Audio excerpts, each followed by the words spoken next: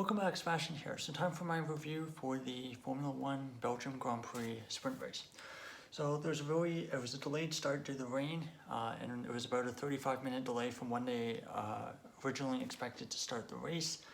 And then when we eventually got going, everyone was of course obligated to start on the full wet tires because we were starting behind the safety car. We then had 5 formation laps basically, and because the cars were fueled up for the 16 lap distance, I think, they basically had to start taking laps out of the sprint race. So the sprint race only ended up being 11 laps, which is a bit too short in my opinion.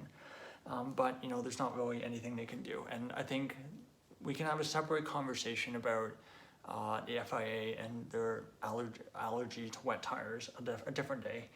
But I do think they waited a bit too long, because what happens is that when we get the race starting, exactly half the field pits right before we get at the start, and the other 10 stay out. So basically Piastri and basically one driver from each team pit, and the other half, basically led by Verstappen, all stay out to do that first lap.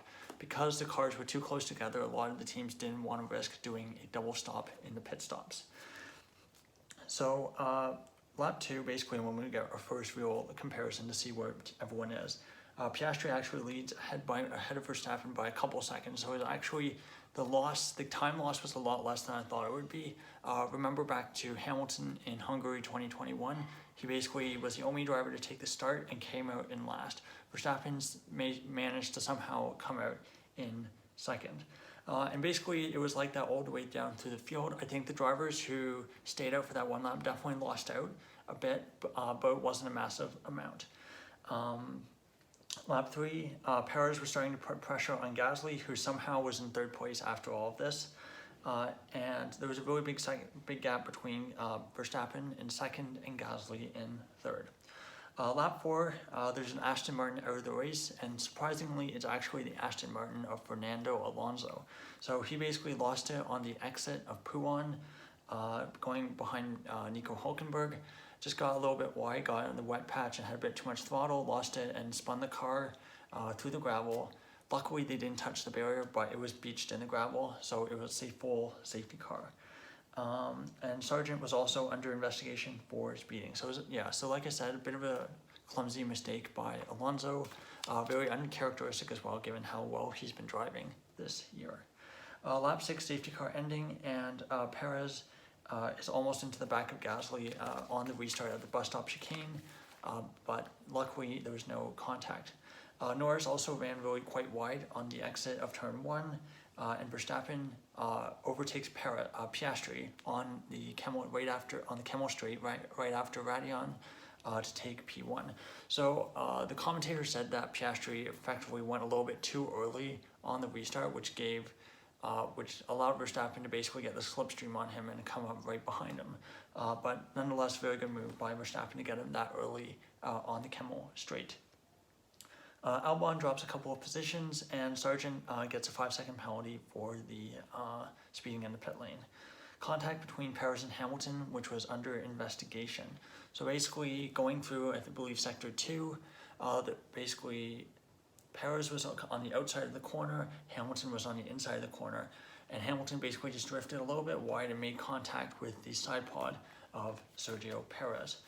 And this caused Perez to start losing pace quite rapidly, and Perez gets ahead of him the very next lap on lap 7. And right after that, Sainz and Leclerc also get past Perez in sector 1 of lap 7, so basically along the Kemmel straight. And Perez comes on the radio saying he has no rear grip. And right after that radio message, unfortunately for him, he goes off into the gravel and drops down to 15th place. Lap 9, Hamilton starting to put pressure on Gasly, and Perez pits to retire. So really unfortunate for Perez. He was in a very strong 4th place, but has to retire because of that damage from the contact with Hamilton. Russell and Ocon are also very close together, but Russell stays ahead. And Hamilton actually gets a 5-second time penalty for that contact with Sergio Perez. Lap 10, Russell passes Ricciardo for the final points position. Very unfortunate for Ricciardo. Would have been really nice to get points in his second Formula 1 weekend on his comeback.